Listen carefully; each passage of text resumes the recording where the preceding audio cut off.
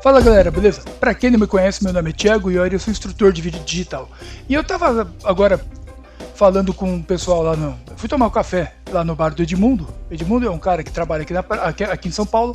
E eu tava lá tomando café e veio um professor que eu conheço já há algum tempo, já é professor da USP, um professor aposentador da USP, não sei o que, pá, assumidamente comunista. Ele fala do comunismo, babá, fala mal do governo atual o tempo todo. Toda conversa ele consegue botar o governo atual na conversa e fala mal e tudo mais, mas é um cara absurdamente inteligente, gosto muito dele, entendeu?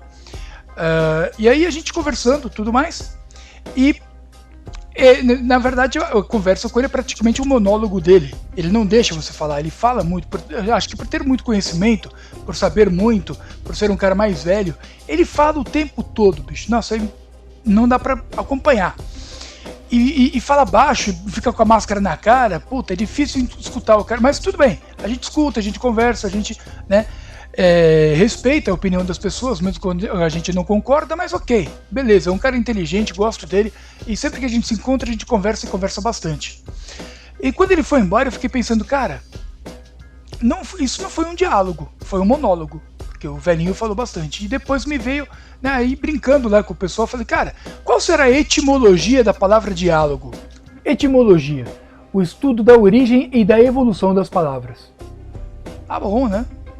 Bom, qual será a etimologia da palavra diálogo? E lá vou eu procurar. E achei esse site aqui, ó, que eu vou ler para vocês a etimologia da palavra diálogo, porque achei bem legal. Etimologia de diálogo. Está localizado no latim como diálogos,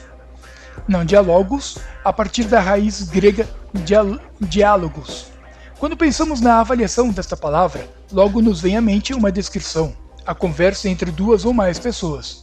No entanto, se atendermos à sua etimologia, encontraremos com um objetivo, pois para os gregos da antiguidade, este vocábulo se referia ao processo de conhecimento através da palavra. Assim, o prefixo dia compreende um através de, neste conceito, uma relação à palavra, e logos indica explicitamente o saber, o manifesto. E eu achei isso super interessante, porque até então todo mundo pensa que o diálogo realmente é uma conversa entre as pessoas, mas a sua origem mesmo, diálogo era o conhecimento passado através da palavra. E aí, olha só que interessante que eu achei aqui, ó, da agrafia de Sócrates até os diálogos platônicos. Sócrates conhecia o saber filosófico através de uma troca de ideias na qual duas ou mais pessoas refletiam com um fim, aproximar-se da verdade. Para o filósofo ateniense, o legítimo debate de ideias era realizado nas ruas e praças da cidade, e não nos livros. Por esse motivo, afirma-se que a filosofia socrática é ágrafa, ou seja, sem escrita. O método do filósofo para buscar a verdade era baseado em dois procedimentos dialéticos. Dialética, a arte da argumentação. A ironia. Na oratória, a ironia é uma retórica. A ironia, ela consiste no fato de você dizer algo querendo dizer o oposto, normalmente usada para satirizar alguém ou alguma situação.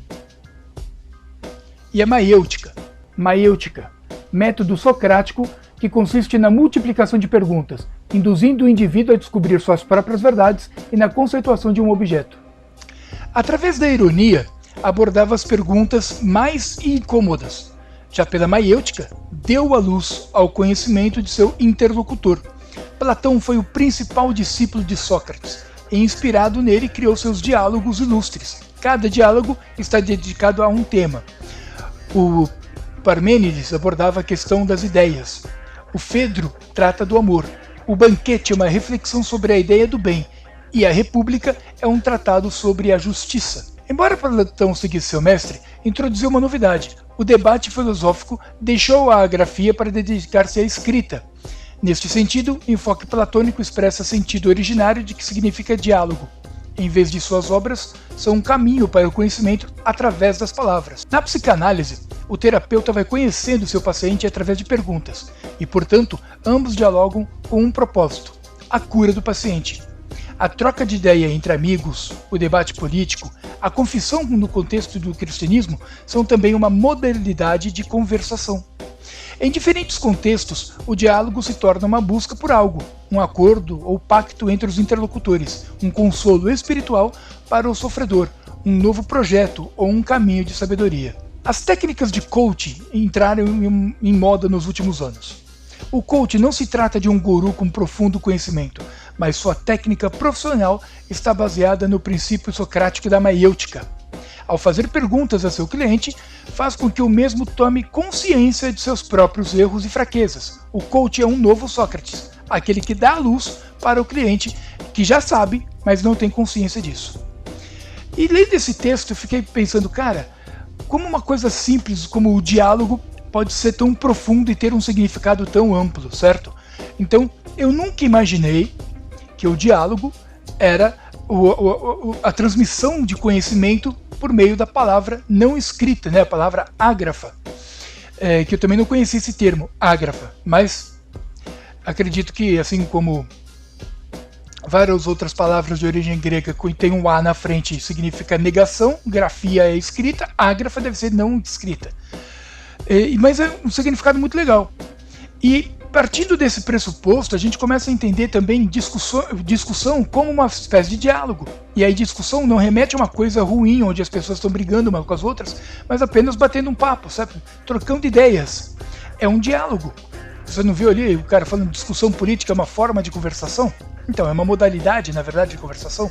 Então, a discussão, o debate, a própria troca de ideias ali no cotidiano, tudo isso são diálogos, tudo isso é a troca de conhecimento através da palavra falada, da palavra ágrafa, sem escrita. Eu achei isso super interessante, e aí a gente também consegue entender significados da palavra monólogo e de outras palavras também de origem latino e grega, certo? O grego e o latim, eles construíram a base do português, e a gente começou a falar disso, na verdade, porque a gente estava falando das pessoas que cometem erros graves de português, certo? Erros de português que, assim, na teoria não era para ser cometidos, certo? Como, por exemplo, eu escutei o rapaz entrou na conversa, tinha um rapaz lá tomando café, entrou na conversa, e bababá, falando, não, para mim olhar, parceiro, já tá errado. A hora que você terminou a palavra olhar, eu já parei de escutar você, certo? Por quê? Porque eu tenho um sério problema com pessoas que conjugam verbo com um pronome que não está na lista dos pronomes que conjugam verbo, certo? Tem uma listinha de pronomes, não sei se você sabe, mas tem uma listinha de pronomes que conjugam verbo. Eu, tu, ele, aí colocaram você, né? Você e vocês. Então eu, tu, ele, você, nós, vós, eles, vocês, certo? Colocaram esses, eram 6, agora colocaram mais 2, ficaram 8. 8 pronomes podem conjugar verbo. Os outros pronomes que não estão nessa lista onde tem esses 8 pronomes não conjugam verbo. Eles têm outra finalidade, eles estão na língua portuguesa para passar a ideia de outra coisa, não a ideia de ação. Ação você tem 8 pronomes, eu aprendi 6 na época que eu estava na escola, eram só 6, mas colocaram o você e o vocês e agora ficaram 8. Então tem 8 pronomes que indicam ação, os outros não. Então você não pode usar um pronome que não está nessa lista, e tem 8, cara, escolhe um, tem 8 para você escolher. Escolhe um e usa. Tá menos errado do que você mandar um mim, certo? E só para deixar claro, você vai falar mim, não é mim, é eu, tá? Então não é para mim olhar, mas sim para eu olhar. Assim como uma vez eu tava, um caso diferente aqui, eu tava fazendo o curso, na verdade eu tava aprendendo como era dar aula naquela escola tinha um método de ensino diferente, e eu tive que assistir 2 ou 3 aulas de professores diferentes para ver mais ou menos como é que era o método, para eu desenvolver o meu método e dar aula naquela escola com um método parecido dos outros. Bom, vamos lá então. Estava eu assistindo a aula do professor, eu lembro até o nome do professor, mas eu não vou falar o nome porque não interessa. E saímos todos os alunos para comprar algo na Santa Ifigênia que eu não me lembro o que era. Na saída, um dos alunos era professor de português. E eu não sei qual foi a conversa, que a gente tá falando de uma atendente que era muito bonita. E eu não lembro qual foi a conversa em si, mas eu sei que eu falei essa frase. A última vez que eu a vi, o professor de português me interrompeu e falou, cara, obrigado. E eu falei, por quê? Porque você falou a vi e não falei viela. Eu falei, mas viela é uma via pequenininha, né? Viela. Eu sempre... Porque assim, quando eu quando eu comecei a ficar chato com a língua portuguesa, eu nunca fui um cara aficionado pela língua portuguesa, nunca tirei as maiores notas, principalmente quando o assunto era literatura, análise gramatical, tudo isso para mim era um pé no saco, nunca fui nenhum grande conhecedor da língua portuguesa. Mas, no segundo colegial, eu estava conversando com os meus amigos na rua, quando o professor de geografia, Guido, que eu lembro até hoje como foi, eu não lembro a frase que eu falei, eu sei que eu conjuguei um verbo com o pronome mim, para mim ir para algum lugar, alguma coisa assim.